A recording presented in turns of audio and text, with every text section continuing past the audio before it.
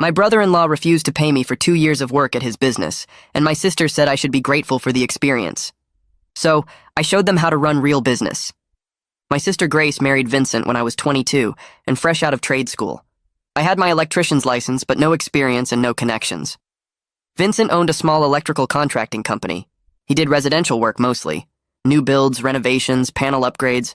He had about 6 employees and more jobs than he could handle. Grace suggested I come work for him. She said it would be good for everyone. I'd get experience. Vincent would get reliable help. We'd all be one big happy family. Vincent agreed, but he had conditions. He said he couldn't pay me a full salary right away.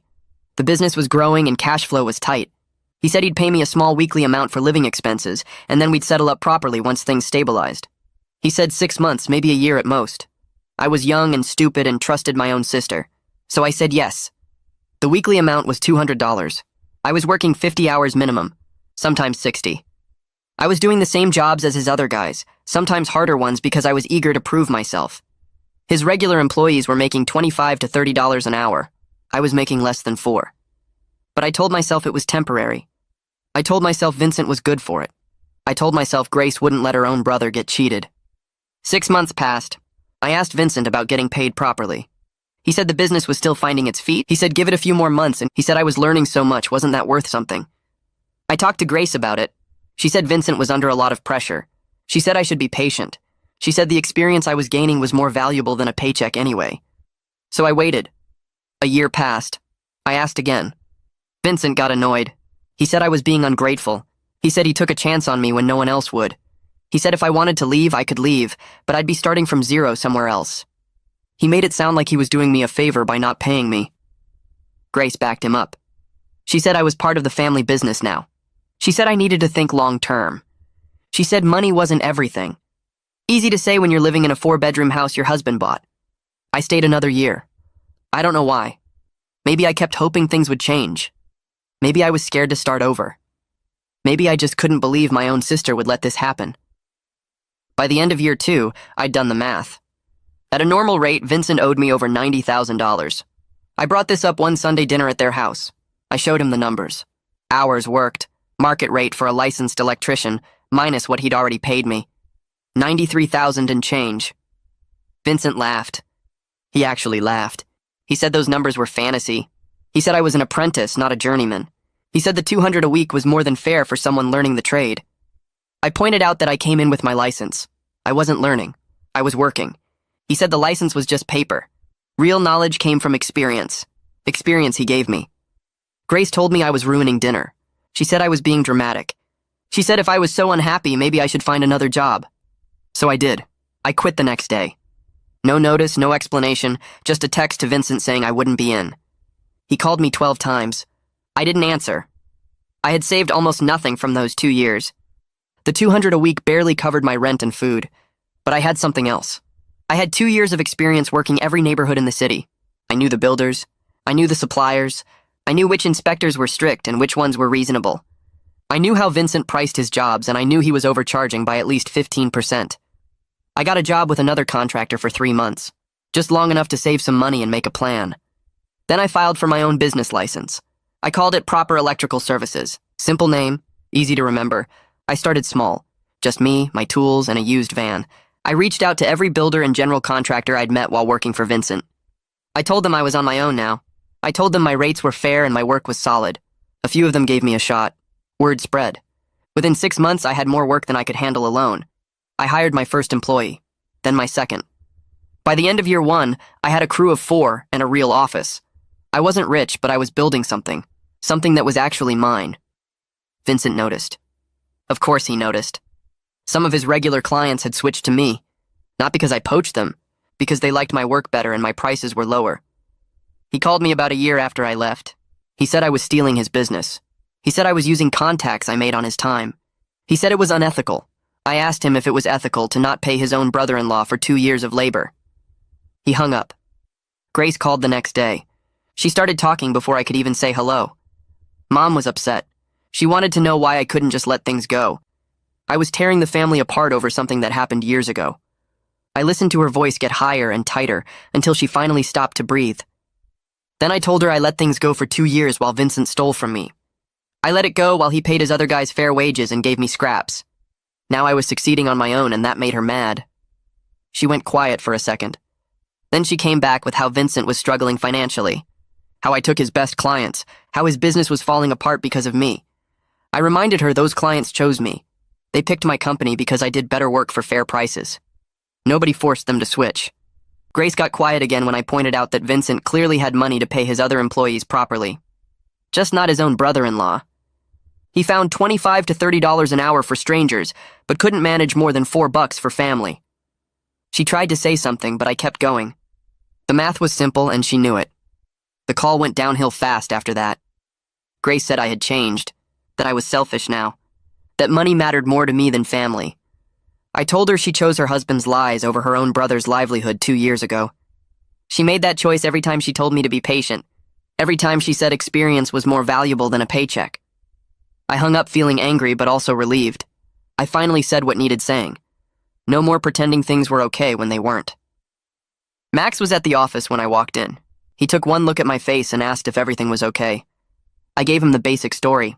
Worked for family, got screwed over, sister sided with the guy who screwed me. He nodded and said his uncle did something similar to his cousin. Promised him part ownership of a landscaping business if he worked cheap for a few years.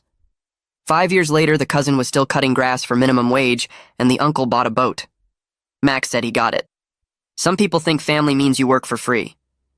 Clyde called the next day. He had a major commercial project and wanted me to quote on the electrical work. A new restaurant complex going up on the east side. 3 separate dining spaces plus a shared kitchen. Full build-out. He sent over the plans, and I looked through them that night. This was the biggest opportunity I'd had so far. The job was worth maybe $40,000 in revenue. More than I made in 6 months when I first started. I told Clyde I'd get him a quote by Monday. I spent the weekend working on the bid. Janet came by Saturday afternoon to help with the financial projections. We sat at my kitchen table with the plans spread out and went through every circuit, every outlet, every light fixture. Janet plugged numbers into her laptop while I calculated materials and labor hours. The numbers worked even with my lower pricing model. I could come in under what Vincent would charge and still make good profit. Enough to hire a 3rd employee. Enough to upgrade some equipment. Maybe get a second van so we could run 2 crews. Janet printed out the final bid sheet and I reviewed it 3 times. Everything looked solid, professional, competitive. Monday morning, I emailed the bid to Clyde at 8. He called back at 2 that afternoon. I got the job. He said my quote was professional and competitive. Then he mentioned Vincent bid too. Came in 15% higher with a proposal that was basically just a price on a sheet of paper. No breakdown, no timeline, no detail work. Clyde said he appreciated the thoroughness of my bid, made him confident I knew what I was doing. I hired Tucker the following week. He was 23 and fresh out of trade school. Reminded me of myself a few years back. Eager to work. Wanted to prove himself. I interviewed him at the office and he showed up in clean work clothes with his license and a folder of his test scores. I asked him what he expected for pay. He said he'd take whatever I thought was fair since he didn't have much experience. I told him $22 an hour to start. His eyes got wide. He asked if I was serious. I said completely serious. I remembered what it felt like to work hard and get paid nothing. Nobody on my crew would ever feel that way. Bobby texted me out of nowhere on Thursday. Heard about the restaurant job. Congratulations.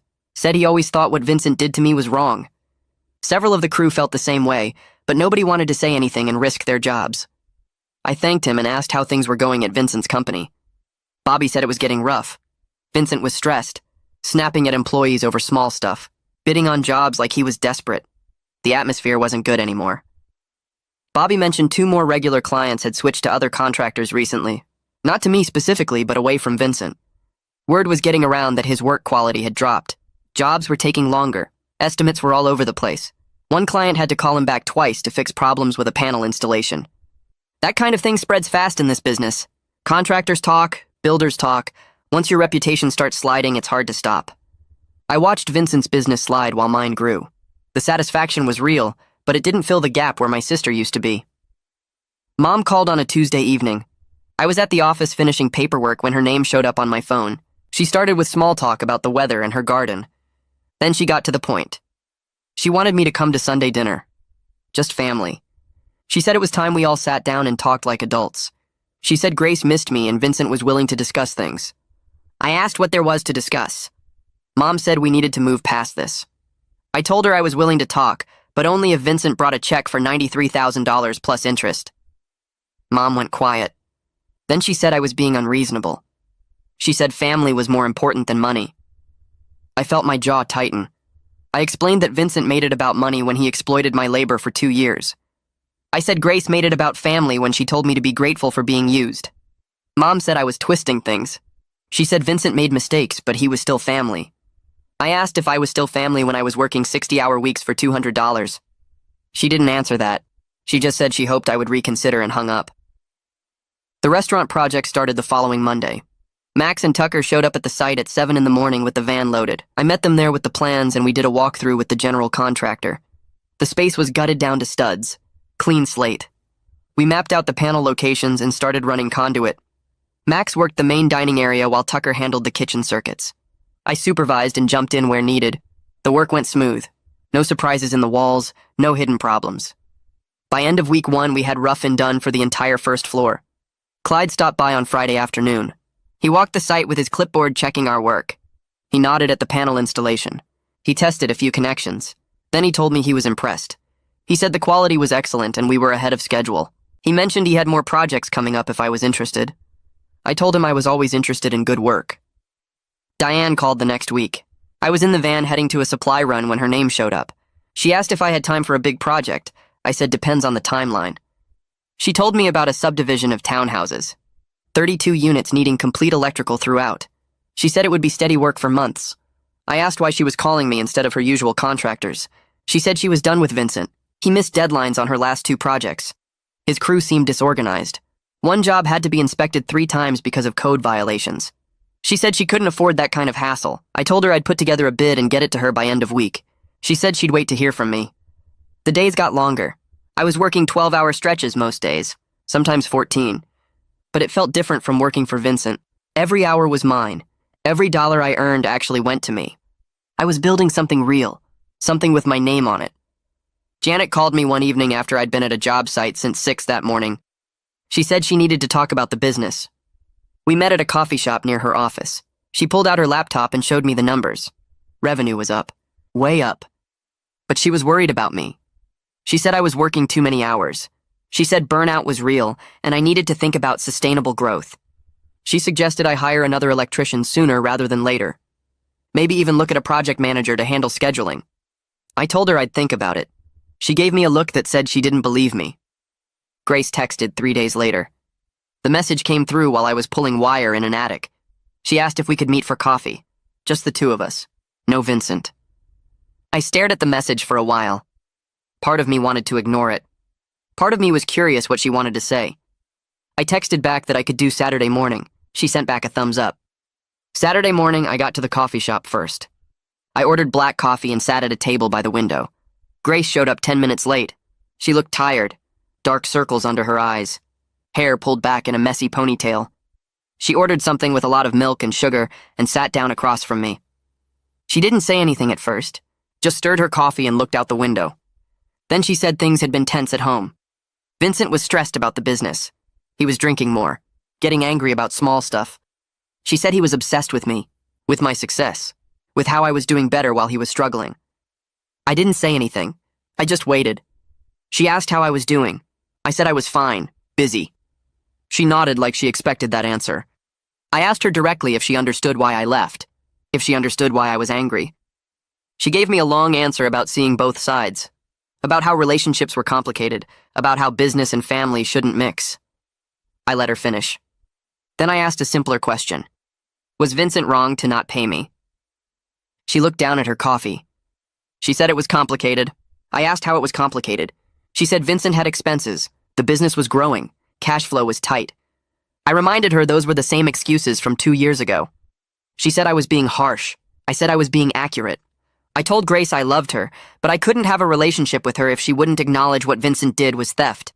Not a complicated family situation, not a misunderstanding. Theft. She started crying. She said I was forcing her to choose between her husband and her brother. People at other tables were looking over. I kept my voice calm. I explained that she already chose 2 years ago, when she told me to be grateful for being exploited, when she backed Vincent's excuses instead of standing up for her own brother. I said I was just finally accepting her choice. She wiped her eyes with a napkin. She said that wasn't fair. I said fair would have been getting paid for my work. We sat there for another minute in silence. Then she got up and left. I finished my coffee and watched people walk past outside. I felt sad, but also clear. Like something that had been muddy was finally settled. I spent the next week putting together the townhouse bid. I measured out the electrical needs for all 32 units. I calculated wire runs and panel loads. I priced out materials from 3 different suppliers to get the best rates. I built in labor costs that were fair to my crew and still kept my total under what I knew Vincent would charge. Janet looked over my numbers and said they were solid. She pointed out a few places where I could adjust the payment schedule to help with cash flow. I submitted the bid on a Friday afternoon. Diane called me Monday morning and said I got the job. She said my proposal was professional and detailed, and my price was competitive without being suspiciously low. The contract meant 8 months of steady work. It meant I could plan ahead instead of scrambling for the next job. Janet helped me set up the payment schedule so I'd get draws at specific completion points. That same week, I went to the bank and applied for a small business loan. I needed a second work van and some additional tools now that I was running bigger jobs. The bank manager looked at my financials and my contract with Diane. He approved the loan in 3 days. I bought a used van that was in good shape and had it wrapped with my company logo. Tucker mentioned during lunch break that he had a friend from trade school who was looking for work. I told him to have her call me. She called that afternoon. Her name was already on my roster from when I'd checked references, but I wanted to meet her in person. We sat down the following Tuesday at my office. She was young, maybe 23, and clearly nervous. I asked about her experience, and she was honest that she didn't have much beyond school and a few small residential jobs. I offered her apprentice wages with a clear path for raises tied to skill development. She accepted and started the next Monday. My crew was now 4 people, including me. Max, Tucker, the new apprentice, and myself. We started running 2 job sites at the same time. Max led one crew with the apprentice while I worked with Tucker on the other. The coordination was harder than I expected. I had to check in on both sites multiple times a day to make sure everything stayed on schedule. I was working 12-hour days again, but this time it was different because I was building something mine. Ronald called me on a Wednesday afternoon. He was a client who had used both me and Vincent over the past few years for different projects. He said he wanted to let me know he was going exclusively with my company from now on. I asked him why, and he said Vincent's recent work had been sloppy. He'd had to call Vincent back twice on his last job to fix issues with a sub-panel installation. He said my work was cleaner and my guys showed up on time. I thanked him and added his name to my regular client list. I ran into Bobby at the electrical supply house the next week. He was picking up materials, and I was grabbing some additional wire for the townhouse project. He pulled me aside near the loading dock. He said Vincent was talking about me constantly at work, blaming me for all his problems, saying I stole his clients and ruined his reputation. Bobby said the atmosphere at Vincent's shop had become toxic. He said some of the crew were looking for other jobs because Vincent was angry all the time and taking it out on everyone. I told Bobby I was sorry he had to deal with that, but I hadn't done anything wrong. Bobby said he knew that. He said everyone knew that. Vincent showed up at one of my job sites 2 days later. I was working on the townhouse project when Max called me over and said someone was asking for me. I walked to the front of the building and Vincent was standing there next to his truck. He looked rough. Unshaved, wrinkled shirt, bags under his eyes.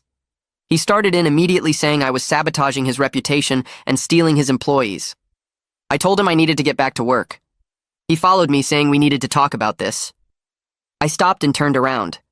I kept my voice calm and told him I had never badmouthed him to anyone. I said clients chose me based on my work quality and my pricing.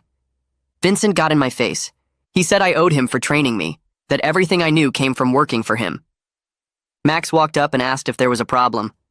Vincent looked at Max and then at the rest of my crew who had stopped working to watch. He backed off a step. He pointed at me and said this wasn't over. Then he got in his truck and drove off. I went inside and called the non-emergency police line. I filed a report documenting the confrontation. I gave them Vincent's name and license plate number. The officer said it was good to have it on record in case he escalated. Clyde called me that evening. He said he'd heard about the job site incident through the contractor network. Word traveled fast in this business. He asked if I was okay and I said I was fine. Clyde said Vincent had been acting erratic lately. He said Vincent was losing bids because his proposals seemed rushed and desperate. He said a few contractors had stopped working with Vincent entirely because his quality had dropped. I thanked Clyde for checking in and told him I appreciated the heads up. Grace called that night while I was finishing paperwork at the office. Her voice sounded wrong from the first word, shaky and wet like she'd been crying for a while. She said Vincent came home after leaving my job site and punched a hole in their kitchen wall. Just walked in and slammed his fist straight through the drywall next to the refrigerator. She said he was screaming about me ruining his life and taking everything from him. She said she tried to calm him down, but he wouldn't stop pacing and yelling. Then she said something that made my stomach drop. She said she was scared, not annoyed or frustrated, scared. I asked if he'd hurt her and she said no, but the way she said it made me think she wasn't sure he wouldn't. I told her she needed to get out of there. Go stay with Mom for a few days until Vincent calmed down. She went quiet for a long time and then said she didn't want to make things worse. I felt that old frustration rising up, the same feeling I'd had for 2 years watching her make excuses for him. I told her making things worse wasn't possible when your husband was punching holes in walls. She said she'd think about it and hung up before I could say anything else.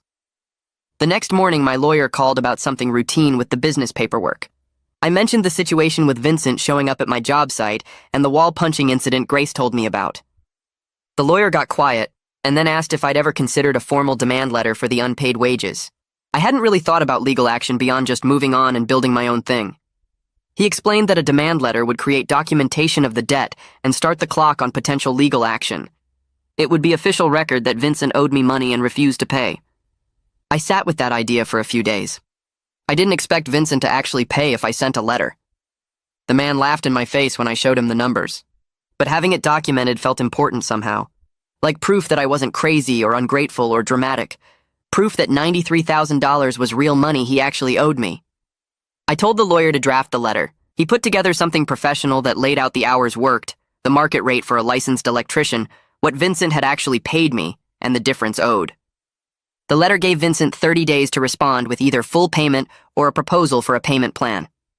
We sent it certified mail so there'd be proof he received it. I knew what would happen. I knew Vincent would lose his mind. But I sent it anyway because sometimes you have to draw a line and say this actually happened and you can't just pretend it didn't. Vincent got the letter on a Tuesday. I know because he called me 3 hours later absolutely screaming into the phone. He said I was trying to destroy him. He said I was a vindictive piece of garbage who couldn't handle that he gave me a chance. He said the demand letter was harassment and his lawyer would shut me down. I let him yell for a while and then I said one thing. I told him he destroyed our relationship when he stole $93,000 from me and worked me like a dog for 2 years. I said the letter was just documenting facts. He called me more names and hung up. Grace texted me an hour later. The message was long and rambling, but the basic point was she was begging me to drop the legal action. She said it would bankrupt Vincent. She said it would ruin their lives. She said I was being cruel. I read the text 3 times before I responded. I kept my answer short. I told her Vincent had 2 years to pay me fairly and chose not to. I said consequences were his responsibility, not mine. She didn't text back. Janet called me into her office the next week to go over the monthly numbers. She had spreadsheets pulled up on her computer, and she was smiling. She showed me the revenue column and explained that for the 3rd month in a row, my business was bringing in more money than Vincent's company made when I worked for him. I knew we were doing well, but seeing the actual numbers lined up like that hit different. I'd built something bigger than what Vincent had in just over a year, without exploiting anyone, without lying to family, just fair prices and solid work. I felt proud in a way I hadn't felt in a long time. Not proud like bragging, proud like I'd proven something to myself about what I was actually worth. Bobby texted me that same week. The message was direct. He said he was giving Vincent his 2-week notice and asked if I was hiring. I stared at that text for a while before responding. Bobby was Vincent's lead guy. Him leaving would hurt Vincent's operation significantly. But that wasn't my problem, and I wasn't going to turn down a skilled electrician because of Vincent's feelings. I told Bobby I'd consider hiring him, but he needed to understand I wouldn't get involved in any drama with Vincent over him leaving. Bobby said he got it and just wanted to work somewhere the boss wasn't having a breakdown every other day. I told him to call me after his notice period ended, and we'd talk details. The 30 days on the demand letter passed with no response from Vincent. Not a call, not a letter, nothing. My lawyer filed a civil lawsuit for the unpaid wages. He explained it would take months to work through the court system. There'd be discovery and depositions and probably settlement discussions before it ever got near a trial. I signed the paperwork and tried not to think about how my sister would react. I didn't have to wait long to find out. Mom called me 2 days after the lawsuit was filed. She was upset in that specific way she got when she thought her kids were fighting over something stupid. She said I was tearing the family apart over money. She said Grace was a mess and Vincent was talking about losing everything. She said I needed to drop this and move on. I took a breath and reminded her that Vincent tore the family apart when he exploited me for 2 years. I said Grace tore it apart when she told me to be grateful for being used. I told Mom I was just refusing to pretend it didn't happen anymore. She said I was being stubborn and I'd regret this someday. I told her maybe I would, but at least I'd regret standing up for myself instead of regret letting people walk all over me. She hung up without saying goodbye. Grace stopped calling after the lawsuit got filed. I tried texting her a few times in the first week, but she never responded. Mom called me about 10 days later and said Grace was standing by her husband no matter what. She said Grace felt like I was attacking their family and trying to ruin Vincent's business on purpose. I told Mom that Grace made her choice a long time ago when she picked Vincent's lies over my unpaid labor. Mom said I was being stubborn and that family should forgive family. I asked her if Vincent ever planned to pay me the $93,000 he owed, and she went quiet. She said she didn't know, and then changed the subject to asking when I'd come for dinner again. I told her I'd come when Grace was ready to admit what Vincent did was wrong, not before. She sighed and hung up. It hurt knowing my sister chose Vincent over me, but I couldn't keep pretending it didn't happen just to keep peace. Grace picked her side, and I had to accept that even if it felt like losing part of my family. Diane called me 2 days later about some builders she worked with regularly. She said she'd been telling them about my company and how reliable my work was compared to other contractors in the area. She gave me 3 names and numbers, said they were all looking for good electrical contractors they could trust. I called the first one that afternoon, and he said Diane had recommended me highly. He had a commercial renovation starting in 6 weeks and needed a quote. I drove out to look at the site the next morning and put together numbers that evening. The second builder called me before I could reach out to him. He said Diane told him I was fair on pricing and always finished on time. He wanted quotes on 2 residential projects starting next month. The third builder emailed me asking about my availability for a shopping center remodel in the fall. Within a week, I had quotes submitted on all 3 projects, and my calendar was booking out 2 months ahead. It felt surreal looking at my schedule and seeing steady work lined up that far in advance. A year ago, I was scraping by on $200 a week, and now I had more jobs than I could handle. The business was growing based purely on doing quality work and treating clients fairly, exactly the opposite of how Vincent ran things.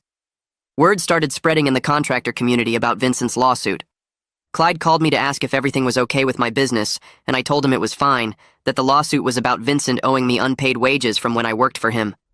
Clyde said he'd heard rumors that Vincent was involved in legal trouble, and some contractors were nervous about working with him. A week later, Bobby texted me that Vincent lost a major contract for a new apartment complex. The client found out about the lawsuit and decided they didn't want to deal with the drama. Bobby said the client specifically mentioned they were concerned about Vincent's business practices and reliability. The contractor network is small and everyone talks. Once people heard Vincent was sued for unpaid wages, it made them question whether he'd been fair with other people too. I didn't spread the story around, but I didn't hide it either. When contractors asked me directly, I told them the truth about working 2 years for almost nothing, while Vincent charged clients full price for my labor. Some of them said they'd had issues with Vincent's billing before, nothing major but enough to make them wonder. Vincent's reputation was taking hits he couldn't afford, and it was all because of choices he made years ago finally catching up to him. Bobby's 2-week notice period ended and I hired him officially. He showed up for his first day looking relieved to be working somewhere that wasn't falling apart. We were doing a panel upgrade at a commercial building, and Bobby worked fast and clean, exactly the kind of experience I needed on the crew. During lunch, he mentioned Vincent's company was down to 3 employees now.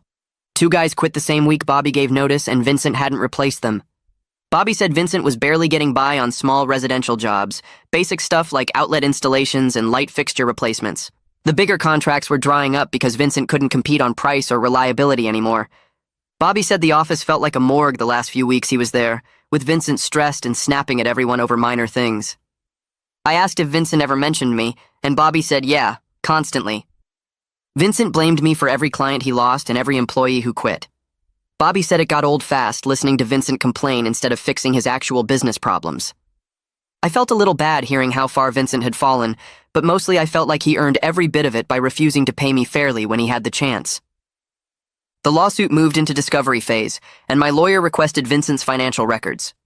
It took a few weeks, but eventually Vincent's lawyer had to turn over bank statements, client invoices, and payroll records going back 3 years. My lawyer called me into his office to go over what they found. He spread the documents across his desk and showed me invoice after invoice where Vincent charged clients $25 to $30 per hour for my labor. The invoices listed me as a licensed electrician working on the projects.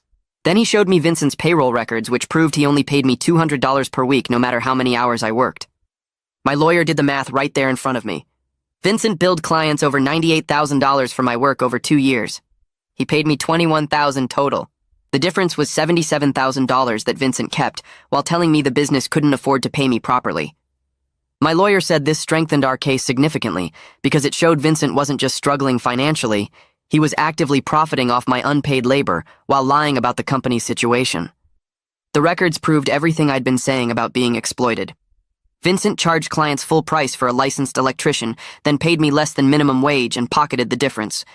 It was theft, plain and simple, and now we had documentation proving it. 6 months after I filed the lawsuit, Vincent's lawyer contacted mine about settlement talks. My lawyer called me and said Vincent's side was finally acknowledging the debt existed, but they were claiming Vincent couldn't pay the full amount right away. His business was struggling and he didn't have $93,000 sitting in the bank. Vincent's lawyer wanted to discuss payment terms and settlement amounts. My lawyer asked what I wanted to do, and I said I wanted to hear their offer, but I wasn't going to just let Vincent off the hook completely. We set up a meeting for the following week. I went to my lawyer's office and sat through an hour of back and forth with Vincent's lawyer on a conference call. They offered $40,000 paid over 5 years. My lawyer said that was insulting and countered with $80,000 paid over 2 years. Vincent's lawyer said Vincent couldn't afford those terms. They went back and forth while I sat there getting more frustrated. Finally, Vincent's lawyer offered $60,000 paid over 3 years. My lawyer looked at me and I thought about it. $60,000 was less than the $93,000 owed, but it was more than I realistically expected to collect if we went to trial. My lawyer explained that going to court could get me a judgment for the full amount, but actually collecting it would be difficult if Vincent's business failed. A trial would cost money and time with no guarantee I'd see more than the settlement offer. Plus, there was the risk of Vincent declaring bankruptcy and me getting nothing at all. I told my lawyer I'd accept $60,000 over 3 years, but only if Vincent acknowledged in writing that he owed me for unpaid wages. I didn't just want the money, I wanted the admission that what he did was wrong. My lawyer negotiated that into the settlement agreement. Vincent had to sign a document stating he failed to pay me fair wages for 2 years of licensed electrical work and that he owed me compensation for that unpaid labor. The settlement wasn't about getting every dollar anymore. It was about the principle of making Vincent admit what he did. That written admission mattered more to me than the difference between $60,000 and $93,000. I signed the settlement papers and felt something close to relief. It wasn't perfect, but it was closure on a situation that had been eating at me for years. Vincent had to acknowledge his debt in writing and pay me in installments. The first payment was due in 30 days. Grace found out about the settlement and called me for the first time in months. I saw her name on my phone and almost didn't answer, but I picked up. She started yelling before I could even say hello. She said I should have dropped the lawsuit entirely, that accepting the settlement was just as bad as going to trial. She said I was destroying Vincent's business and ruining their lives over money that didn't matter. I let her finish and then asked her if she seriously thought $60,000 over 3 years was going to destroy Vincent. She said it wasn't about the amount, it was about me refusing to let things go and move on.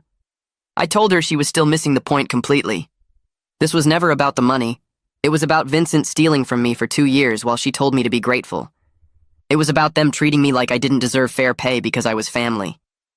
Grace said I was being dramatic and that Vincent made a mistake, but he didn't deserve to be punished forever. I asked her when she planned to apologize for telling me I should be grateful for being exploited, and she went silent. She couldn't even admit she was wrong about that part. I explained to Grace that Vincent's written admission of the debt validated everything I'd been saying from the start. He charged clients full price for my work and paid me almost nothing. The settlement agreement proved I wasn't exaggerating or being dramatic like she claimed. Vincent acknowledged in legal documents that he owed me for unpaid wages. That admission showed I was right to leave and right to demand what I was owed. Her refusal to see that, even with legal proof right in front of her, showed exactly where her loyalty was. She picked Vincent over me back when this started, and she was still picking him now, even when the facts proved he exploited me. I told her I accepted that our relationship might never recover from this. She made her choice and I made mine. She said I was throwing away family over pride, and I said she threw away her brother the moment she told me to be grateful for being stolen from. She hung up on me without saying goodbye. I sat there holding my phone feeling sad, but also clear about everything. Grace wasn't going to change her mind, and I wasn't going to pretend Vincent didn't do what he did just to keep peace. Some relationships don't survive when people show you who they really are, and that's okay. I had my business and my crew and clients who respected my work. That was enough. 2 years. That's how long Proper Electrical Services had been running when I realized we'd actually made it past the point where most small businesses fail. I had 8 people on payroll now. Max was my lead guy. Tucker ran his own crew. Bobby brought in experience that made the bigger jobs smoother. We had 2 vans, a work truck, and an actual office with a receptionist who answered the phone while I was on site. The reputation we built wasn't just about doing good work. It was about treating people right. I paid everyone fair wages from day one. No waiting periods, no promises about settling up later. When someone worked 50 hours, they got paid for 50 hours at their proper rate. When we finished a job under budget, I split the savings as bonuses instead of pocketing it all. The crew knew I had their backs because I showed them every week with actual money in their accounts, not just words about being family. The first settlement check from Vincent arrived on a Tuesday morning. $20,000. Right on time according to the payment schedule his lawyer agreed to. I looked at that check and thought about what it represented. Vincent finally admitting in writing that he owed me. A legal document saying I was right about being exploited. But the money itself didn't mean as much as what I could do with it. I called a crew meeting that afternoon at the office. Everyone gathered around wondering what was up. I told them the settlement payment came through, and I was splitting half of it among them as bonuses. Max got quiet and his eyes got red. He said he'd worked in this trade for 15 years and never once had a boss share money like that. He said most contractors would have kept every penny and called it recovering losses. I told him we built this company together, and everyone who helped make it successful deserved to benefit from that success. Bobby pulled me aside after the meeting and mentioned he'd seen Vincent at the supply house the previous week. Said Vincent looked rough, tired, defeated. Bobby was grabbing materials for our townhouse project, and Vincent was there picking up a small order. Just basic residential stuff. Vincent saw Bobby and asked how I was doing. Not angry or confrontational. Just asked. Bobby told him I was doing great and treating my crew right. Vincent nodded and didn't say anything else. Just paid for his materials and left. Bobby said it seemed like maybe Vincent was starting to understand what he'd lost. Not just the clients or the money, but the chance to build something good by doing right by people. I ran into Mom at the grocery store on Saturday morning. I was grabbing coffee and she was in the produce section. She looked surprised to see me, but not uncomfortable. We talked for a minute about normal stuff, and then she mentioned Grace and Vincent were in marriage counseling. Said the financial stress had gotten bad. Vincent's anger issues were worse. He'd punched another hole in the wall at their house, yelled at Grace over small things. She said Grace was finally seeing some problems clearly. Mom's voice was careful when she said it, like she was testing whether I wanted to hear about them. I asked if Grace was safe and Mom said yes, that Grace was handling it. I nodded and started to walk away, but Mom touched my arm. She said she understood now why I was so hurt.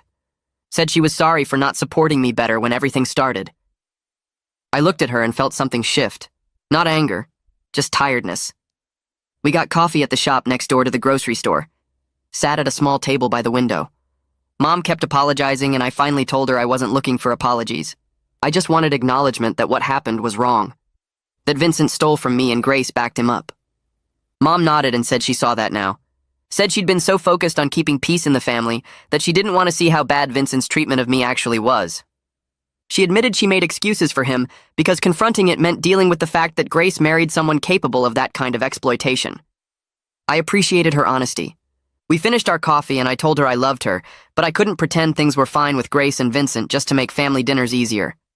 She said she understood. Clyde called me on Monday with something big. Said he wanted to talk about a partnership opportunity. We met at his office that afternoon and he laid out the details. Major commercial development project. New shopping complex with multiple buildings. Full electrical contract worth over $200,000. He said my company's reputation had grown to where I was competing for serious contracts. The kind of work Vincent always wanted but never achieved because his bids were sloppy and his reputation was mixed. Clyde said he'd worked with me enough to know I could handle it. He wanted to partner on the project. His company doing the general contracting. Mine handling all electrical, profit sharing on the whole development. This was the jump I'd been working toward. Commercial work. Big contracts, real growth. I accepted the partnership and immediately started planning the expansion. Called Janet and told her we needed to restructure the business finances to support sustainable growth. Hired 2 more electricians within the week, both licensed, both experienced. I paid them proper wages and brought them into a crew that already knew how to work together. Janet helped me set up the accounting to track the commercial project separately. Got a line of credit from the bank to cover material costs up front. Everything was moving fast, but it was controlled growth, not desperate expansion. I learned from watching Vincent scramble and overextend. I was building something that could last. Vincent missed the second settlement payment, It was due on the 15th, and by the 20th, nothing had arrived. My lawyer got a call from Vincent's lawyer asking about modified payment terms. They wanted to extend the schedule, lower the monthly amounts. My lawyer pushed back hard. The settlement was already generous compared to what Vincent actually owed. The terms were clear. Vincent's lawyer tried arguing about financial hardship, but my lawyer pointed out that missing payments meant penalties according to the agreement Vincent signed. 3 days later, the check arrived with an extra $500 in penalty fees. Vincent was scrambling. His business was struggling, and the settlement payments were making it worse. Part of me felt bad. Most of me remembered 2 years of being told I should be grateful for $200 a week. Grace called me on a Wednesday night. I almost didn't answer, but something made me pick up. She told me she'd separated from Vincent temporarily and moved in with Mom. Her voice was different, quieter, less defensive. She said she was finally seeing how Vincent's pride and poor decisions affected everything. How he treated me, how he ran his business, how he handled stress by getting angry and breaking things. She said the marriage counselor asked her questions about Vincent's behavior that made her realize she'd been making excuses for years. Not just about me, about everything. She asked if we could meet for lunch, just the two of us. I said yes. We met at a cafe downtown on Saturday.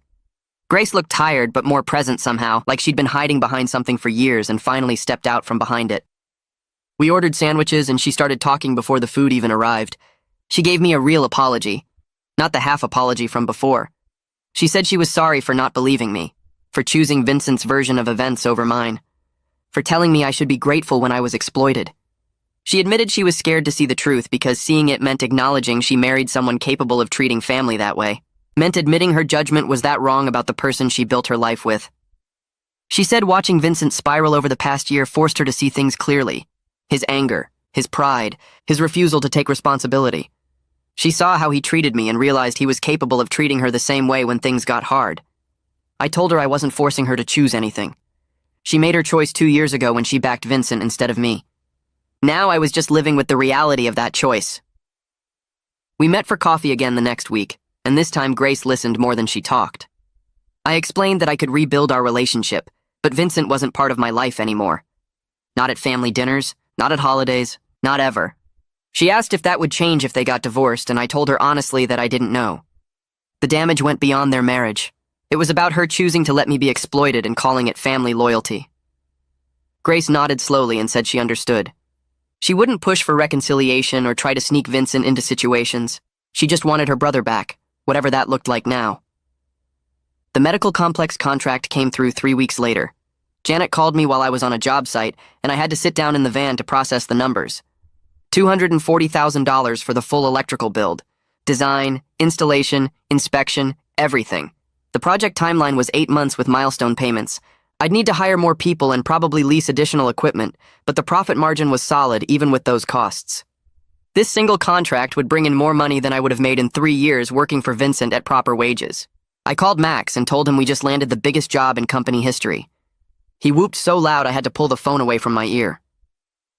Vincent's final settlement payment arrived on schedule, delivered by certified mail with all the legal paperwork. $60,000 paid over 3 years, every payment made even when I knew it hurt his struggling business.